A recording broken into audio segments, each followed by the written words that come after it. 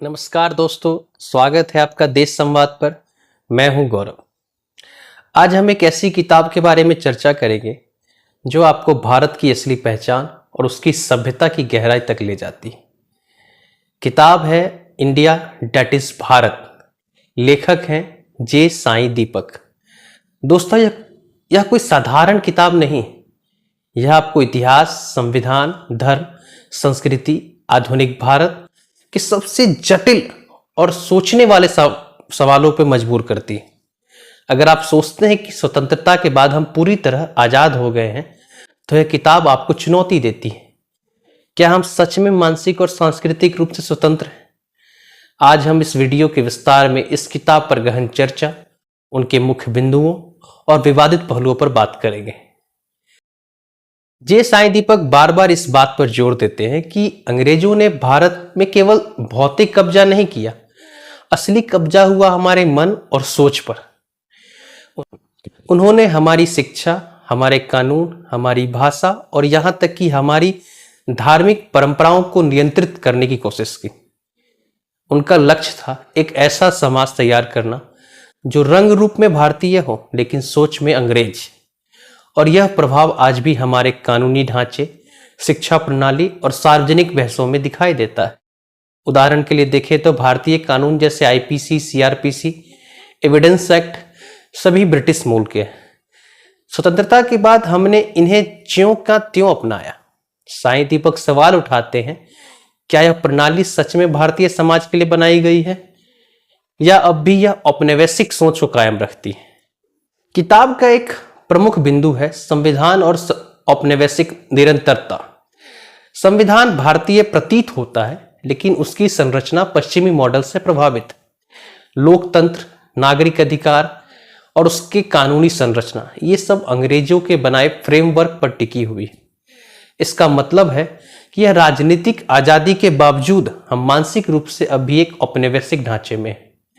साईं दीपक इस संदर्भ में यह तर्क देते हैं कि संविधान ने नागरिकता और समाज के बीच तनाव पैदा कर दिया है। एक ओर हम सिटीजन के रूप में परिभाषित हैं, दूसरी ओर हमारी सभ्यता और सामूहिक पहचान को नजरअंदाज किया गया है। किताब में धर्मनिरपेक्षता पर गहरी बहस है। पश्चिम में धर्म का मतलब होता है रिलीजन, यानी एक ईश्वर, एक ग्रंथ और एक विश्वास। वहीं दूसरी ओर भारत में धर्म का मतलब होता है जीवन जीने की पद्धति, समाज की नैतिकता और सांस्कृतिक पहचान। लेखक सवाल उठाते हैं, क्या हम पश्चिमी दृष्टि से लागू की गई धर्मनिरपेक्षता भारतीय समाज की वास्तविकता को दर्शाती है? भारत हमेशा बहुधर्मी और बहुसंस्कृतिक रहा है, लेकिन औपनिवेशिक प्रभाव ने इसे एक संकीर्ण राजनीतिक और सामाजिक ढांचे में बांध दिया है। इस बहस में यह स्पष्ट होता है कि धर्मनिरपेक्षता को भारतीय सभ्यता के आधार पर पुनर्भाषित करने की जरूरत है, तभी समाज में वास्तविक संतुलन और न्याय स्थापित हो सकता है। साईं दीपक एक महत्वपूर्ण बिंदु उठाते हैं, भारत को नेशन स्टेट या सिविलाइजेशन स्टेट के रूप में देखना। जहां पश्चिमी मॉडल में एक देश यानी एक राष्ट्र की सीमाएं राष्ट्रीय पहचान के रूप में देखी जाती हैं, वहीं भारत में हजारों वर्षों से विविधताओं के बावजूद एक साझा सभ्यता। लेखक का तर्क है कि अगर भारत को केवल नेशन स्टेट के रूप में देखेंगे तो हम उसकी सांस्कृतिक ताकत और गहराई खो देंगे। भारत की पहचान केवल राजनीतिक और प्रशासनिक ढांचे तक सीमित नहीं, यह सभ्यता, संस्कृति, परंपरा और जीवन मूल्यों की निरंतरता पर आधारित है। साथ ही लेखक इंगित करते हैं, शिक्षा और कानून में यह अंतर स्पष्ट दिखाई देता है। किताब बार बार इस बात पर जोर देती है कि शिक्षा ही समाज के मानसिक स्वतंत्रता तय करेगी। मैकॉले की शिक्षा नीति ने भारतीय समाज को अंग्रेजी में सोचने और उसके ढांचे में बदलने का काम किया है। आज भी हमारा पाठ्यक्रम और शिक्षा प्रणाली उसी औपनिवेशिक ढांचे की प्रतिबिंब के रूप में है। लेखक कहते हैं, अगर भारत को अपनी सभ्यता के अनुसार खड़ा होना है तो शिक्षा और भारतीय मूल्यों को साथ में जोड़ना होगा। दोस्तों, हम अभी वीडियो की शुरुआती भाग में हैं और मैं आपसे कुछ सवाल साझा करना चाहता हूं। क्या हम सच में मानसिक रूप से स्वतंत्र हैं या औपनिवेशिक ढांचे में सोचते हैं? क्या संविधान और कानून हमारा सभ्यता के अनुरूप है या अब भी औपनिवेशिक प्रभाव में? क्या शिक्षा और धर्मनिरपेक्षता को भारतीय मूल्यों से जोड़ना जाना चाहिए? इन सवालों पर सोचें, क्योंकि आगे हम और भी गहराई में जाएंगे। हमने देखा कि कैसे औपनिवेशिक मानसिकता संविधान और शिक्षा से हमारे समाज और सोच को प्रभावित किया है। अब हम किताब के सबसे गहरे हिस्से में प्रवेश करेंगे, सभ्यता, धर्म और पहचान का विमर्श। यह हिस्सा आपको सोचने पर मजबूर करेगा कि भारत सिर्फ एक राजनीतिक इकाई नहीं है, बल्कि एक जीवित सभ्यता है। साई दीपक बताते हैं कि भारत और पश्चिमी की सभ्यता नींव पूरी तरह अलग है। पश्चिम की सभ्यता, जहां मुख्यतः अब्राहमिक सोच पर आधारित है, सत्य का एक ही रूप है और समाज का ढांचा उसी आधार पर है, पहचान और राष्ट्र के आधार पर। वहीं दूसरी ओर भारतीय सभ्यता सत्य के कई रूप मानती है। एक संत पिपरा बहुधा वदंती। पहचान संस्कृति और सभ्यता पर आधारित है, विविधता के बावजूद साझा आत्मा। लेखक का तर्क है कि अगर हम भारत को सिर्फ नेशन स्टेट के चश्मे से देखेंगे तो उसकी असली ताकत और गहराई खो जाएगी। किताब में धर्म पर गहरी चर्चा है। पश्चिम में धर्म का मतलब है ईश्वर, ग्रंथ और विश्वास। भारत में धर्म का मतलब है जीवन जीने की पद्धति, समाज की नैतिकता, सांस्कृतिक पहचान। लेखक सवाल उठाते हैं, क्या पश्चिमी दृष्टि से लागू की गई धर्मनिरपेक्षता भारतीय समाज के लिए असली जरूरत है? भारत हमेशा बहुसांस्कृतिक और बहुधर्मी रहा। औपनिवेशिक प्रभाव ने इसे संकीर्ण राजनीतिक और सामाजिक ढांचे में बांधा है। धर्म को भारतीय दृष्टि से समझना और धर्मनिरपेक्षता को सभी के सम्मान के रूप में परिभाषित करना जरूरी है। साई दीपक बताते हैं कि अंग्रेजों ने समाज में विभाजन कैसे पैदा किया। जाति और धर्म को पश्चिमी परिभाषा में बांटा। हिंदू शब्द केवल धर्म की पहचान बना दिया गया है। परिणाम स्वरूप समाज में अलग अलग पहचान का संकट पैदा हुआ है। लेखक का तर्क है यहाँ पे कि भारतीय सभ्यता को समझने के लिए हमें धर्म और संस्कृति और उसकी जड़ों को देखना होगा, ना कि केवल औपनिवेशिक दृष्टि से। किताब यह स्पष्ट करती है कि आधुनिक भारत का सबसे बड़ा संकट है पहचान का संकट। संविधान नागरिकता देता है, लेकिन सांस्कृतिक और सभ्यता आधारित पहचान को नजरअंदाज करता है। राजनीति जाति, वर्ग और धर्म की पहचान में उलझा देती है। व्यक्ति उलझा रहता है, मैं कौन हूं, मेरी असली निष्ठा कहां है। यह संकट तभी हल होगा जब हम सभ्यता राज्य के दृष्टिकोण से पहचान को समझेंगे। किताब में बताया गया है कि भारतीय धर्म और संस्कृति कई बार कानून से टकराते हैं। उदाहरण के लिए मंदिर प्रवेश, पर्सनल लॉज, धार्मिक अनुष्ठान। अदालतें अक्सर औपनिवेशिक ढांचे पर निर्णय देती है। लेखक सवाल उठाते हैं, क्या अदालतें भारतीय सभ्यता की आत्मा को समझती है? समाधान क्या हो सकता है इस बात का? कानून और शिक्षा को भारतीय सभ्यता के जड़ों से जोड़ना ही असली रास्ता है। क्या आप मानते हैं कि औपनिवेशिक मानसिकता आज भी समाज और राजनीति में प्रभावशाली है? क्या धर्म और धर्मनिरपेक्षता को भारतीय दृष्टि से परिभाषित करना चाहिए? क्या शिक्षा को भारतीय मूल्यों से जोड़ना समय की सबसे बड़ी जरूरत है? अब हम उस हिस्से में पहुंच चुके हैं जहां हम किताब की शक्तियां और सीमाओं पर चर्चा करेंगे। किताब ने बहुत बड़े प्रश्न उठाए हैं, लेकिन हर किताब की तरह इसकी भी अपनी विशेषताएं और कमियां हैं। आइए इस पर विस्तार से देखें। किताब की प्रमुख शक्तियां हैं इसकी बौद्धिक गहराई। साई दीपक ने ऐतिहासिक दस्तावेजों, न्यायिक निर्णयों और ग्रंथों के आधार पर तर्क दिए हैं। यह भावनाओं पर आधारित किताब नहीं बल्कि ठोस शोध और तथ्य पर आधारित है। दूसरा है औपनिवेशिक मानसिकता पर स्पष्ट दृष्टि। केवल आर्थिक शोषण ही नहीं बल्कि मानसिक और सांस्कृतिक शोषण भी दिखाया गया है। यह दृष्टिकोण पाठक को सोचने पर मजबूर करता है कि भारत अब भी कैसे औपनिवेशिक ढांचे से प्रभावित है। तीसरा है सभ्यता के आधार पर भारत की पहचान। लेखक ने सिविलाइजेशन स्टेट के दृष्टिकोण को पेश किया है। यह विचार राजनीतिक और समाज को समझने का नया फ्रेम देता है। लेखन शैली की बात करें तो तार्किक और सटीक है। भावनाओं में बहने के बजाय न्यायालयीन तर्क की तरह पेश किया है। इसे पढ़ने वाला बौद्धिक रूप से पूरी तरह इंगेज होता है।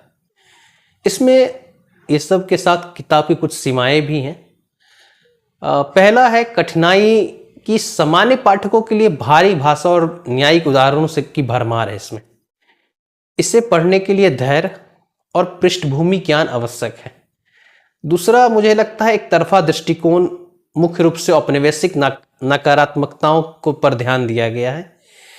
पश्चिमी योगदान जैसे आधुनिक विज्ञान, प्रशासनिक ढांचे पर कम चर्चा की गई। तीसरा बिंदु है समाधान की कमी। सवाल उठाए गए, अच्छी बात है, लेकिन ठोस समाधान बहुत कम दिए हैं। उदाहरण, शिक्षा सुधार की दिशा स्पष्ट नहीं। चौथा विषय है समकालीन राजनीति से दूरी।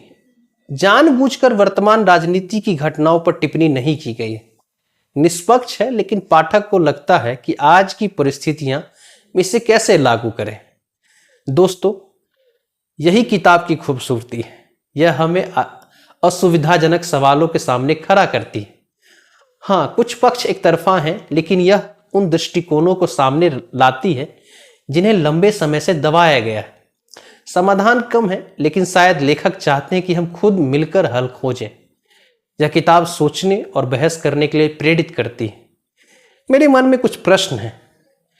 पहला तो यह है कि क्या हमें किताब से हमेशा समाधान चाहिए या सही सवाल उठाने का एक सोच पर्याप्त है। दूसरा है कि क्या सभ्यता विमर्श में सकारात्मक और नकारात्मक दोनों पक्षों को देखना जरूरी है। तीसरा है, क्या औपनिवेशिक मानसिकता आज भी समाज और राजनीति को प्रभावित कर रही है।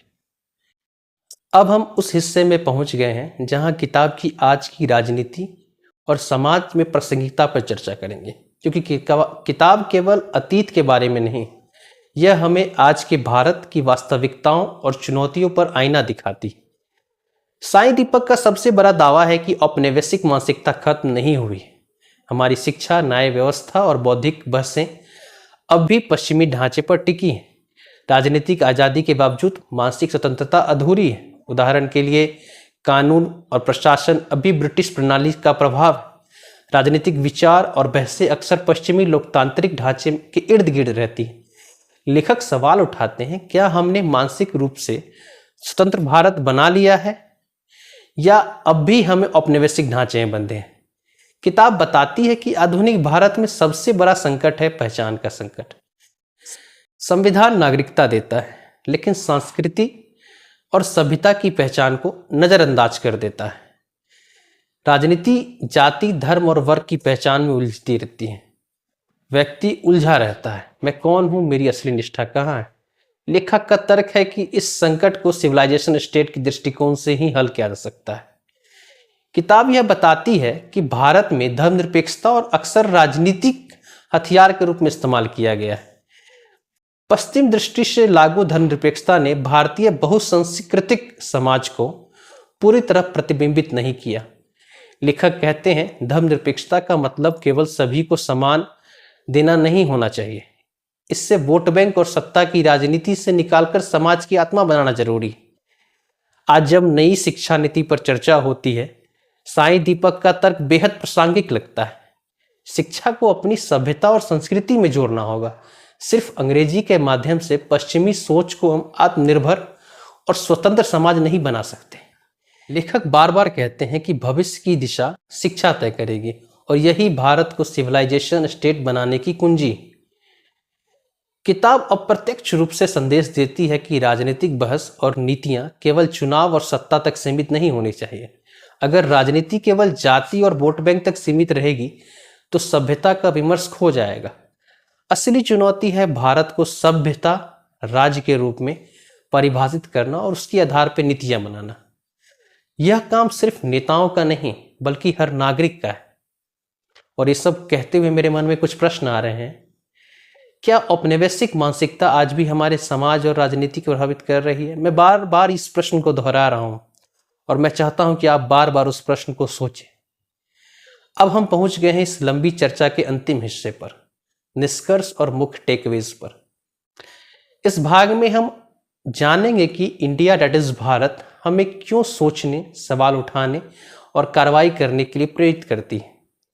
साईं दीपक बार बार यह याद दिलाते हैं कि राजनीतिक आज़ादी अकेले पर्याप्त नहीं है। औपनिवेशिक मानसिकता आज भी हमारे कानून, शिक्षा और बौद्धिक भाषाओं में जिंदा है। यह जब तक हम मानसिक रूप से स्वतंत्र नहीं होंगे, हम सच में स्वतंत्र नहीं हैं। इसलिए मानसिक स्वतंत्रता को पहली प्राथमिकता बनाना आवश्यक है। लेखक का मुख्य संदेश यह है कि भारत केवल नेशन स्टेट नहीं बल्कि सिविलाइजेशन स्टेट है। राजनीति, नीतियां और कानून और शिक्षा सभी को भारतीय सभ्यता के मूल्यों से जोड़ना होगा। यह दृष्टिकोण हमें पश्चिमी मॉडल की सीमाओं से बाहर निकालता है और हमारी गहरी पहचान को उजागर करता है। किताब यह सिखाता है कि भारतीय धर्मनिरपेक्षता को हम सभी को सम्मान और बहुसांस्कृतिक दृष्टि के रूप में देखना चाहिए। धर्म को राजनीतिक हथियार के रूप में प्रयोग करने से समाज में असंतुलन बढ़ता है। भारतीय दृष्टि में धर्म जीवन जीने का पद्धति है, ना कि केवल विश्वास का नाम। इसे समझना और लागू करना हमारी जिम्मेदारी है। लेखक बार बार कहते हैं कि शिक्षा ही भारत की आत्मनिर्भरता और सभ्यता सम्मान तय करेगी। शिक्षा को केवल अंग्रेजी माध्यम या पश्चिमी मॉडल तक सीमित नहीं रखना चाहिए। भारतीय संस्कृति, इतिहास और मूल्यों को पाठ्यक्रम में शामिल करना समय की सबसे बड़ी आवश्यकता है।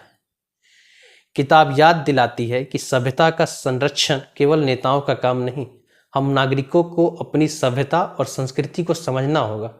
युवाओं पीढ़ी को शिक्षित करना होगा और बहस में भाग लेना अनिवार्य है। यही भारत को सिविलाइजेशन स्टेट बनाए रखने का तरीका है। मेरा इस चर्चा और संवाद में आखिरी प्रश्न है, क्या हम मानसिक स्वतंत्रता के लिए खुद प्रयास कर रहे हैं? क्या हम शिक्षा और नीति निर्माण के लिए भारतीय मूल्यों को प्राथमिकता देंगे? क्या हम अपने बच्चों और समाज के लिए सभ्यता और पहचान का संदेश दे रहे हैं? इन सवालों पर सोचिए, क्योंकि यही किताब का असली उद्देश्य है, सही सवाल उठाना और सोच को जगाना। दोस्तों, इंडिया दैट इज भारत हमें याद दिलाती है कि हम भारत सिर्फ एक भौगोलिक इकाई नहीं बल्कि एक जीवित सभ्यता है। अतीत को समझना, वर्तमान को सुधारना और भविष्य को यानी सभ्यता की दृष्टि को बनाना, यही इस किताब का मुख्य संदेश है। इसलिए इसे केवल पढ़ने के लिए नहीं बल्कि सोचने और जीने के लिए पढ़ें। धन्यवाद।